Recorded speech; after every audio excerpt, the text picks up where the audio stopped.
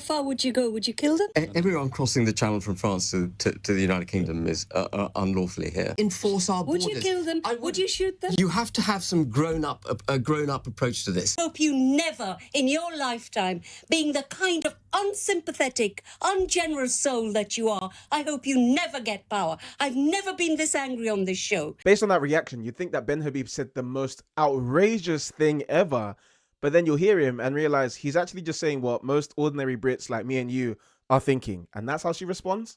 Let's watch. A constitutional perspective. And the only way ultimately you can enforce your borders is physically. So we must do what the Belgians did, which is develop a capable body of people with all the right equipment, with the right boats, drones, intervening devices and so on, to stop the boats in the channel and make sure they go back to France. There is no antidote to physical border enforcement. It is the only thing that will work. Yasmin. Oh, maybe we should shoot them. Maybe we can have a new hunting sport, Ben. You have a background, a migration. Let me remind the people listening. Yeah. You're as brown as I am. Though I know Not you're as brown as me. Yours is artificial. Well, so never forget who you are. Secondly, you've had your day. I'm speaking now. What's now. my ethnicity got to do with protecting the civil society? Because that is your heritage. And if there had been so people... you're saying I should let foreigners into this country because Stop. No, but it's a fundamentally flawed principle on which you're arguing. You can come back when she's made a point. Can you be polite? I was being polite. No, you're not. No, be polite and let me speak. We never hear... It's so convenient, right, to blame those people on boats whom we never see, we never hear. They're not on these programs. Their stories are never told. And one thing I do agree with Ben, sort of, will you stop behaving like a hooligan and let me speak? They're coming from France.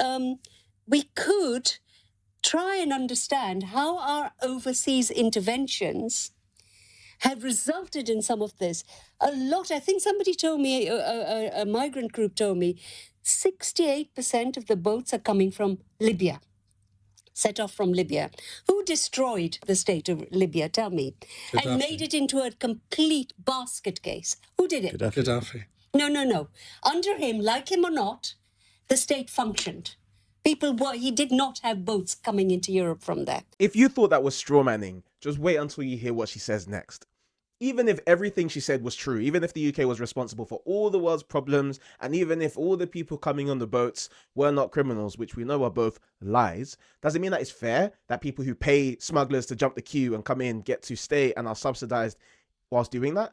Now, listen to Ben Habib's common sense response to the illegal boats crisis, and then listen to her incredibly insane response to him. The only way to stop people coming is to stop them coming. Sorry. How far would you go? Would you kill them? I would enforce our borders. Would you kill them? Would you shoot them? Yasmin, would you? Yasmin, listen. You have to have some grown-up approach to this. They're in France. They're safe. Their security is assured. They decide to get in flimsy dinghies and attempt this 25-mile journey. And by the way, they're encouraged repeatedly to do it by the success of their mission. The repeated success encourages more to come, which is the point Ian was making earlier.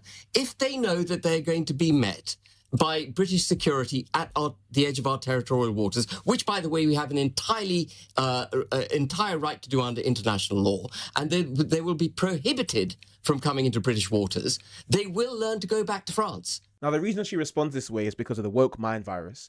If you don't see the West and the UK as oppressors and everybody else, especially the migrants who come on boats illegally into the UK, as victims, then you're basically Adolf in disguise. It's the same reason that they call everybody far right, regardless of what you have to say on the immigration issue.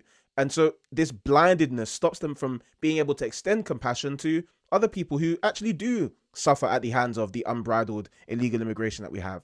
The people who live on the coastal towns whose communities are decimated by this nonsense. By people like Rhiannon White, Wayne Broadhurst, Govinda Jahal, names you can Google search at the end of this video. She's unable to extend this compassion that she so claims to have to people like them. But this last clip is where it gets the spiciest. Everyone crossing the Channel from France to the United Kingdom is unlawfully here. None of them are here legally. That's not true. Their claims should be They have entered the country illegally.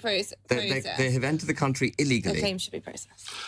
Right, well, in the But I hope you never get power, Ben. I hope you never, in your lifetime, being the kind of unsympathetic, ungenerous soul that you are, I hope you never get power. I've never been this angry on this show. Yasmin. The way you talk about human beings is atrocious. The nation state of the United Kingdom nation itself state. faces an existential threat as a result of the threat. policies There's being no threat to pursued us. by There's no government. threat. The government We are at the moment. doing fine.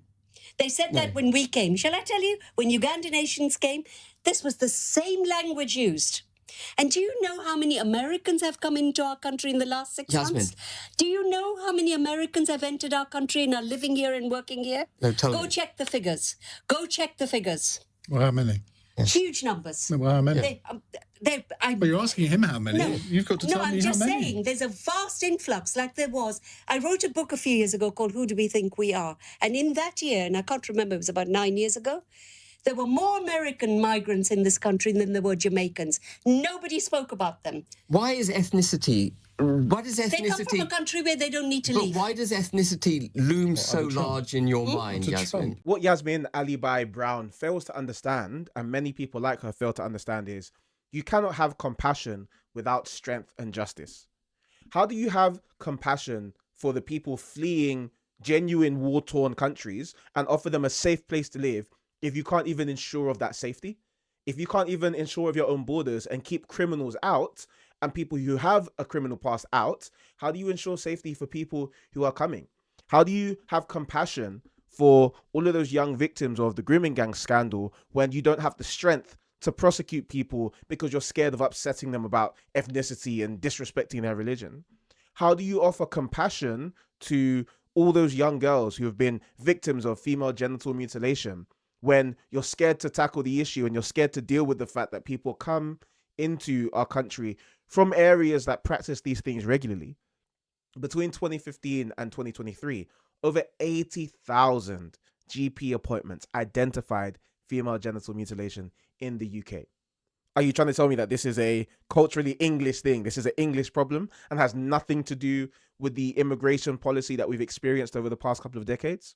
And this is why people like Yasmin don't realize you don't speak for all migrants. You don't speak for all immigrants. Many immigrants and many second generation immigrants like myself recognize that in order for you to actually be compassionate, you need to be strong. In order for you to offer a safe functioning society for people to even come to, if you want to be welcoming, which the UK overwhelmingly is and has been far too welcoming for far too long, you need to be able to offer people a safe and prosperous society to come into.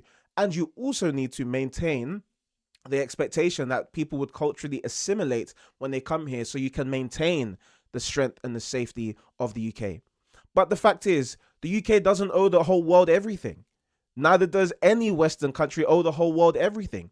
So when people are coming into the UK from France, don't get it twisted. They're not just snapping their fingers in Afghanistan or Libya and ending up at Dover. No, they're going through all these countries to come here. There are so many safe places they can and should reside in. What people want is for the gang smugglers who are profiting from them to go out of business by shutting down these routes, to have control so that there's not a constant exponential boom of people coming in from hostile cultures. Because I can guarantee she hates to hear me say that, but not all cultures are the same, so that we can actually maintain a dignified, united, strong, secure, prosperous nation. I guarantee if somebody came into her home through the window, sat down at the table and asked her to cook them dinner, she'd have some problems with that. So why does she not seem to have those problems when people are coming in at Dover? Maybe it's because it's not her back garden. Maybe it's because she can turn a blind eye to the problems and not lose any sleep.